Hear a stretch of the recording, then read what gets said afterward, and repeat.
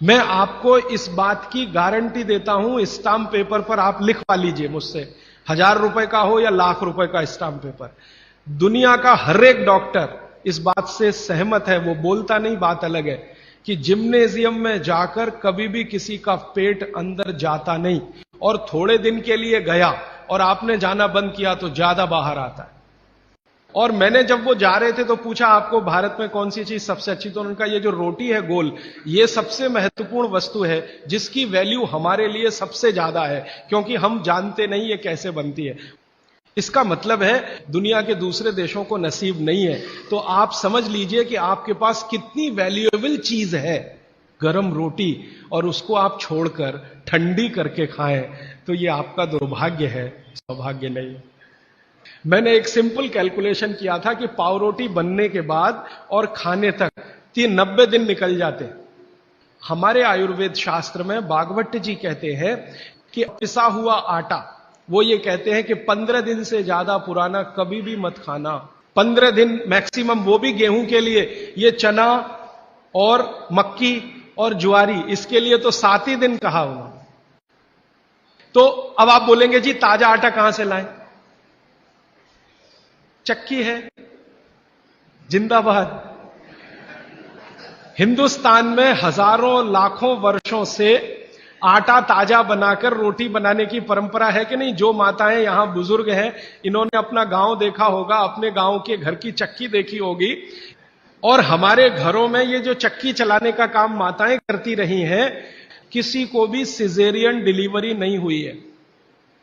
चक्की चलाने वाली माताओं के पैरों में दर्द नहीं है, चक्की चलाने वाली माताओं को कभी भी कंधा नहीं दुख रहा है, गर्दन नहीं दुख रही है, नींद अच्छी आ रही है, डायबिटीज नहीं है, हाइपरटेंशन नहीं है, ब्लड प्रेशर नहीं बढ़ा है, 48-50 बीमारियां नहीं है। और जो माताएं पिसा हुआ आटा ला रही हैं, कैप्टन कुक, आईटीसी का, उनके घरों में डायबिटीज भी है, अर्थराइटिस भी है, हाइपरटेंशन भी है, ये भी है वो। हम जब चक्की चलाते हैं तो एक दिन चला के देखिए तो आपको समझ में आए, सबसे ज्यादा दबाव पेट पे पड़ता है। और मां के पेट में एक एक्स्ट्रा ऑर्गन है जो पिता के पेट में नहीं है, जिसको गर्भाशय कहते हैं। और गर्भाशय के बारे में आयुर्वेद के सारे रिसर्च और आधुनिक विज्ञान के सारे रिसर्च ये कहते हैं कि ये गर्भाशय के आसपास के एरिया में जितना हलन चलन हो उतनी इसकी फ्लेक्सिबिलिटी है। फ्लेक्सिबिलिटी माने मुलायमियत, ये हमारे गर्भाशय का सबसे बड़ा गुण है। तब मेरे समझ में आया कि जो माताएं नियमित रूप से चक्की चला रही हैं उनको सिजेरियन डिलीवरी नहीं हो रही है, क्योंकि गर्भाशय की इलास्टिसिटी मेंटेन है, तो आसानी से बच्चा बाहर आ रहा है बिना किसी ऑपरेशन के। तब मुझे ध्यान आया कि हमारी जो पुरानी माताएं हैं उनके 8-8, 10-10 बच्चे होते थे, कभी सुना नहीं कि सिजेरियन। वो दाई आती थी गांव की, जो एमबीबीएस नहीं है, एमडी नहीं है, एमएस नहीं है, और बच्चे करा के चली जाती थी, ऐसे ही जैसे दाल पका के कोई चला गया या चावल पका के कोई चला गया। हां, ऐसे होता है। और आयुर्वेद तो यहां तक कहता है कि मां का गर्भ 7वें महीने तक चक्की चलाने की अनुमति देता है। मां को 7वें महीने तक चक्की चलवाई जा सकती है, 8वें महीने में नहीं, फिर उसको बंद कर देना अच्छा है। और उतने 7 महीने की चक्की आपके लिए पर्याप्त है कि वो बच्चा बिना सीजर के हो। और जो बच्चे बिना सीजर के हैं उनके जीवन को आप देख लें, और जो सिजेरियन है उनके जीवन को देख लें, जमीन आसमान का अंतर है। सीजर बच्चे ज्यादा बीमार हैं, समय समय पे बीमारियां हैं। जो बिना सीजर हैं वो सब स्वस्थ हैं, दुरुस्त हैं, तंदुरुस्त हैं। ब्रेन का डेवलपमेंट भी उनका अच्छा है, लॉजिक को डेवलप करने की कैपेसिटी, कल्पनाशीलता उनमें दूसरे बच्चों से ज्यादा है। तो अब आप इसको अपने जीवन में कैसे उतारेंगे इस सूत्र को? अगर संभव हो तो एक एक चक्की ले लीजिए, संभव हो तो। इससे कई फायदे हैं। आपको सबसे बड़ा फायदा तो यह है कि अगर आपको एक्स्ट्रा वेट है और आप उसको लूज करना चाहते हैं, 15 मिनट सुबह अगर आपने चलाया, 3 महीने बाद आप देखना 12 से 13 किलो वजन कम होगा आपका, सिर्फ 15 मिनट की चक्की। रामदेव जी चक्की चलवाते हैं कि नहीं? आप चलाते हैं कि नहीं? लेकिन वो चक्की चलाते हैं जिसमें कुछ होता ही नहीं है, ऐसे ऐसे चलवाते हैं कि नहीं? तो असलियत में ही चला लो, कुछ तो आटा तो मिलेगा।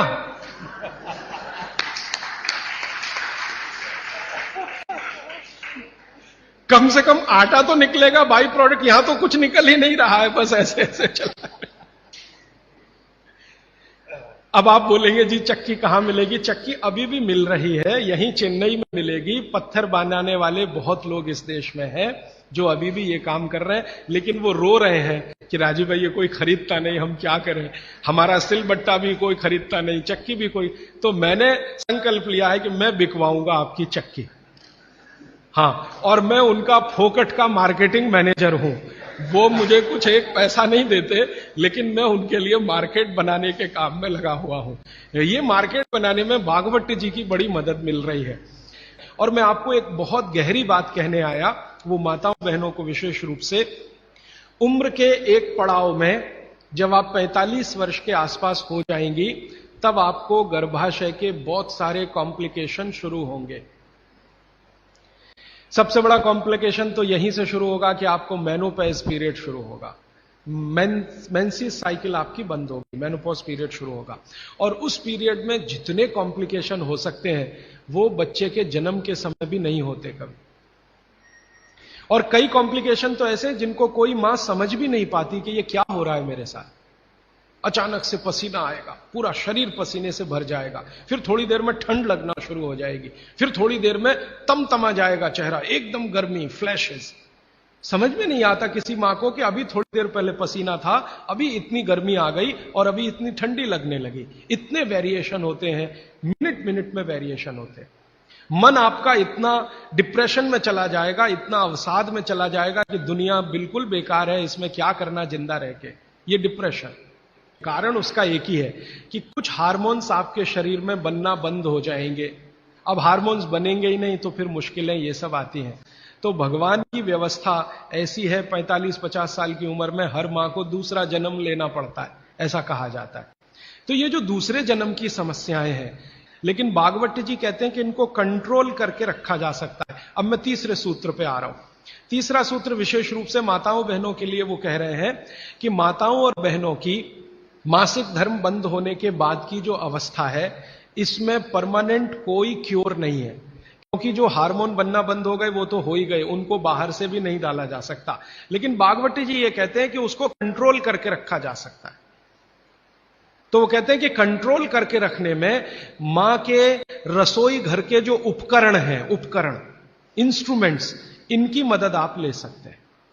तो रसोई घर का उपकरण सबसे अच्छा मैंने कहा चक्की, इसकी मदद ले सकते हैं। और दूसरा एक उपकरण और है रसोई घर में, सिलबट्टा।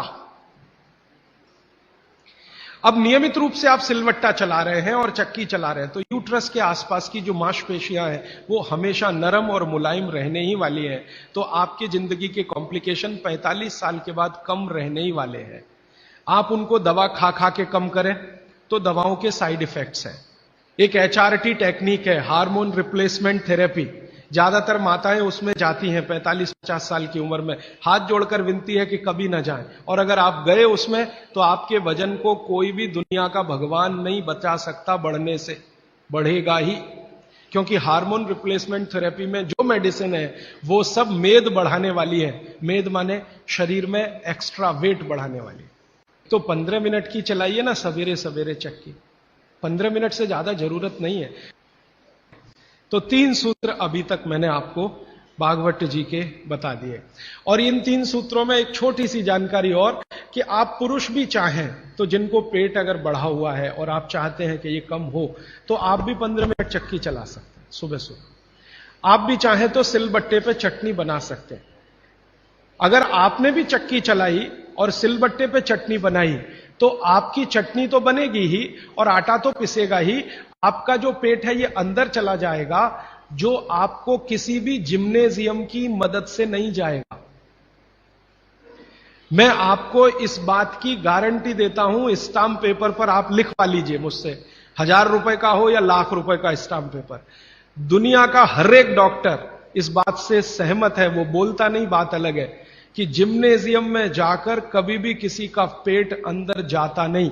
और थोड़े दिन के लिए गया और आपने जाना बंद किया तो ज्यादा बाहर आता है। जिम्नेजियम की सभी मशीनें ज्यादा स्पीड वाली हैं और चक्की और सिलबट्टा ये स्पीड कम है, धीरे धीरे धीरे धीरे। हमारी जो तासीर है वो कम स्पीड वाले उपकरणों के साथ ज्यादा है, क्योंकि हम गर्म देश में रहते हैं। गर्म देश के लोगों में आप जानते हैं स्वाभाविक रूप से वायु का प्रकोप ज्यादा होता है शरीर में। ये कल मैं और इस विस्तार से बात करूंगा। अब वायु का प्रकोप ज्यादा है तो हर चीज ऐसी करनी चाहिए जो धीमे हो। ज्यादा तेज करेंगे तो वायु और बढ़ेगी। इसलिए यहां के जो डांस है ना, उनके स्टेप्स, जैसे भरतनाट्यम, जैसे कथक, कथकली, ओडिसी, कुचिपुड़ी, ये सब डांस के स्टेप आप देखो स्लो है। ज्यादा ठंड के देशों में क्या होगा कि वायु बिल्कुल उल्टी स्थिति में होती है, बहुत ही कम होती है शरीर में, और पित्त और कफ बहुत बढ़े हुए होते हैं। हमारे यहां आजकल एक फैशन आया, मॉर्निंग में दौड़ो। दौड़ना नहीं है, चलना है। चलने और दौड़ने में अंतर आप समझते हैं। दौड़ने में ऊर्जा बहुत शरीर की, गर्मी बहुत शरीर की बढ़ेगी और वात को बढ़ाएगी। वात बढ़ेगा तो ये घुटने बहुत जल्दी आपके थकेंगे। आप देख लो, जितने हिंदुस्तान के रनर है ना, रनर 100 मीटर दौड़ने वाले, 200 मीटर, 35 साल के बाद किसी के घुटने काम नहीं करते, सब बैठ गए। मिल्खा सिंह को मैं मिला हूं, वो कहते हैं यार उस समय जो मैं दौड़ गया ना, अब पता चल रहा है कि उसका क्या असर।